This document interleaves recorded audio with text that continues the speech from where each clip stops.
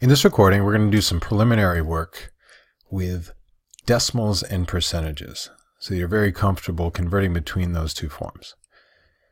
So the prefix cent, if you think about century or the fact that there's 100 cents in a dollar, it's all connected. It's all from Latin.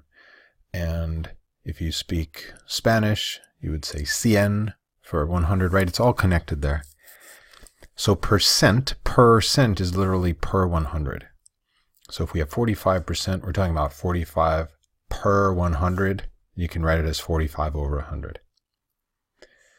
So in terms of converting to a decimal, if you want to take that fraction and divide it, right, because a fraction represents division, 45 divided by 100 is 0.45. We can do that with our calculator. And then 0.45, if we multiply that by 100, we get the percent. So 45%, 0.45. I think that's a review.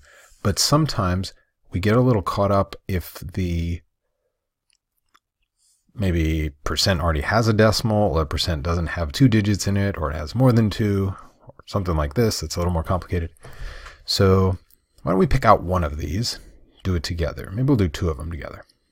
So let's say I wanted to convert 4% into a decimal. Okay, so 4 100ths, be 4 in the 100th place, right? So like that, 4 in the 100th place.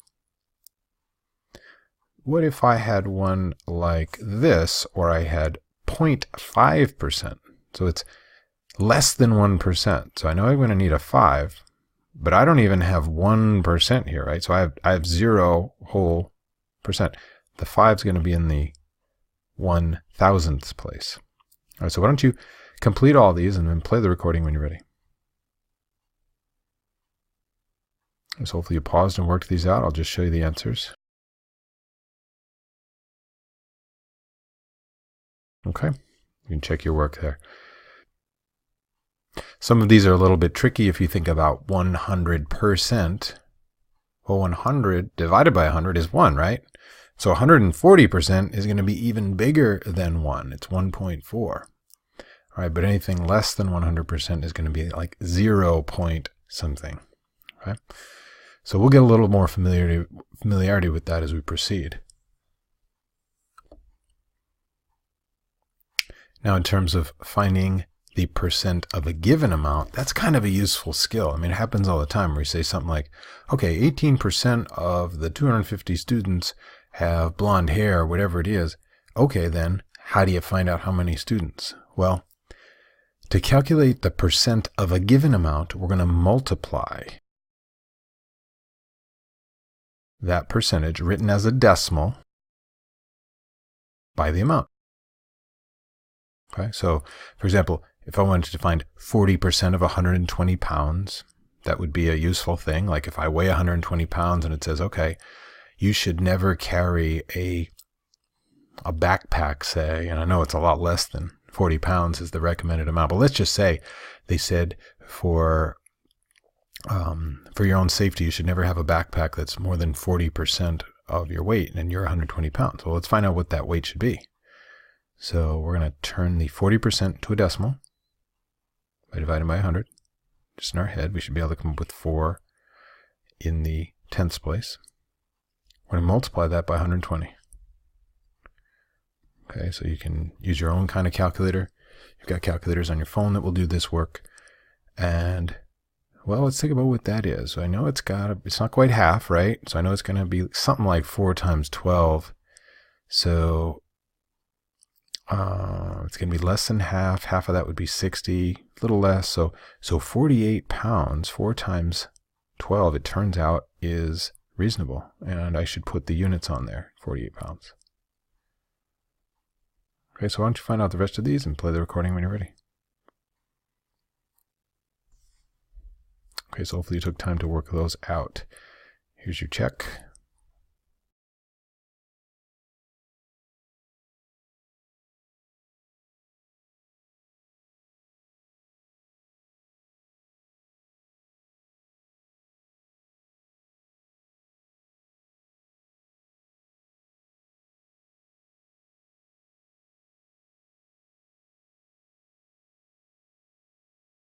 Okay, so again, let's use some mental math techniques to make sense out of our answers. If I say I've got, let's say, 6% of $2,400, maybe you're saying, I have no idea what that would be.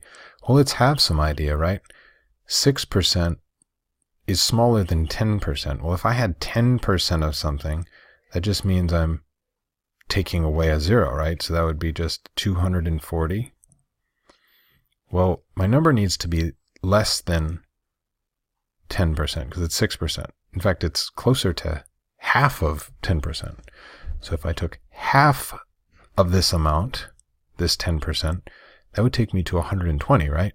And this is just a little bit bigger than that. So just kind of reasoning about it, making sense out of your answer, seeing if it's reasonable. Let's just talk about one more of these maybe. So maybe for 18% of 250, maybe you're saying, I can't do that in my head. I'm not sure what it is. And we won't be doing these in our heads, but just to verify that we didn't mess up the placement of our decimal, we want to have a little sense of our answer. So I would look at it like 18% is kind of like 20%, right? And 20% is like 2 10%. So 10% is easy to find, right? You just divide by 10. So now I'm down to 25. That would be 10%. Well, if I wanted 20%, I would double this amount, right? So double 25 is 50, and this is just a little bit less than 50 because 18% is a little less than 20%, right? So a good example there. Let's proceed. Okay, our final page here is we're going to use percentages to solve some problems. So you buy a home for $175,000. Most homes increase in value, and this one's going to increase by 9%. Now we want to sell it. How much is it worth? So let's think about any method you can to figure out that amount. Play the recording when you're ready.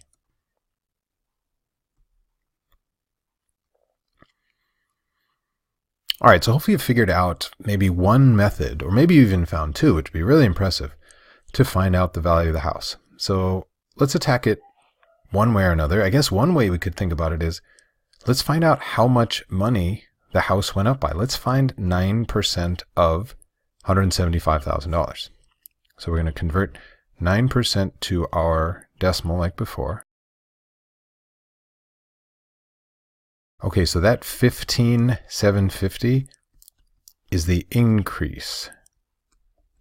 But that's not the value of the house, right? That would mean the house lost a lot of value if the value of the house is $15,000. Instead, that's how much it went up. So now I need to add that to the previous value of the home.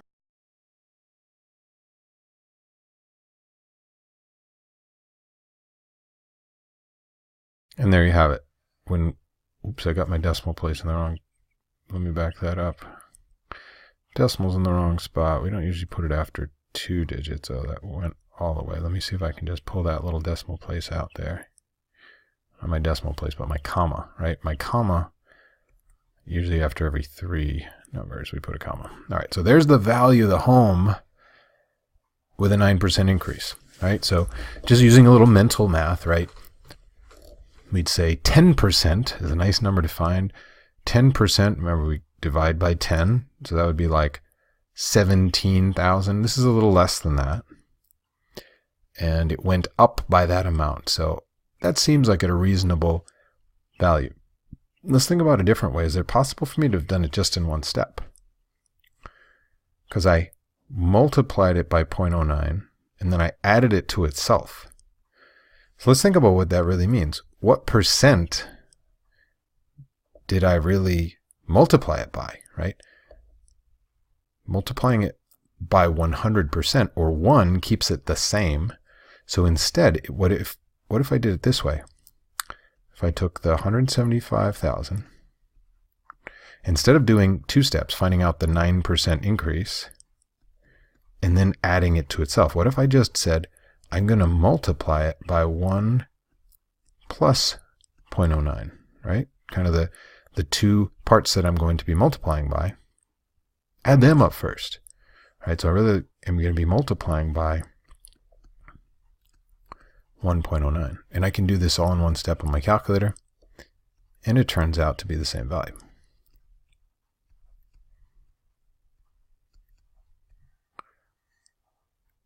All right, so two methods. You can do it either way.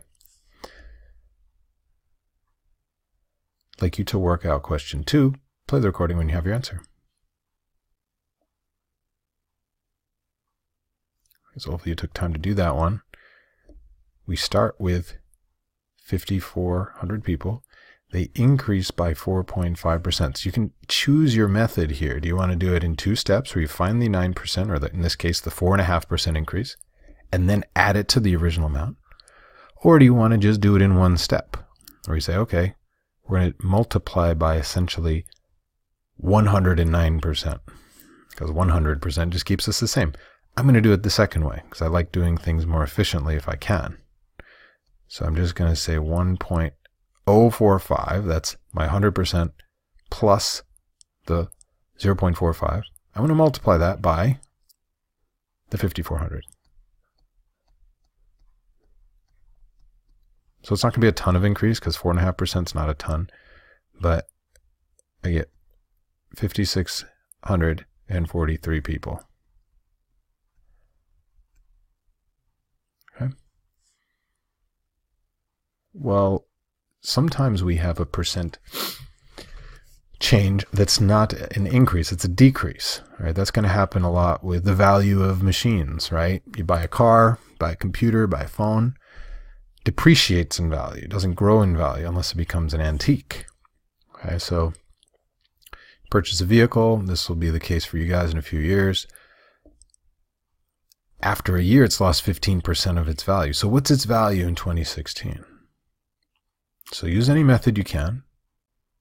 Pause. Play the recording when you've got an answer and you want to check your work. Okay, so like before, we can find 15% of this car. So let's do that. Let's do 15%. All right, so what that 4,275 represents is a 15% decrease. That's the amount that it decreased. But that's not the value of the car. I need to subtract that amount from the original value of the car.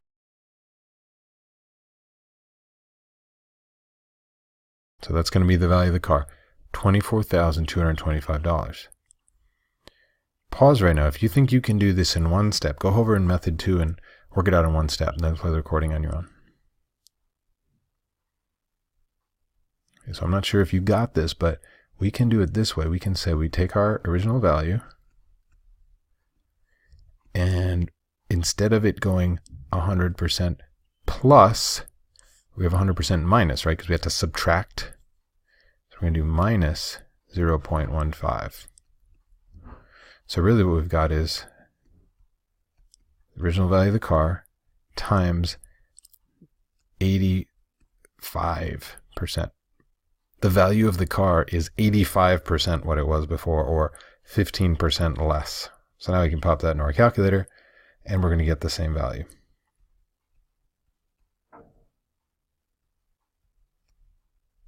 All right, so that's a way to get it in 1 step. Finish this out by calculating the amount of money you're going to need to buy these jeans with a 60% off massive blowout sale. Play the recording when you're ready.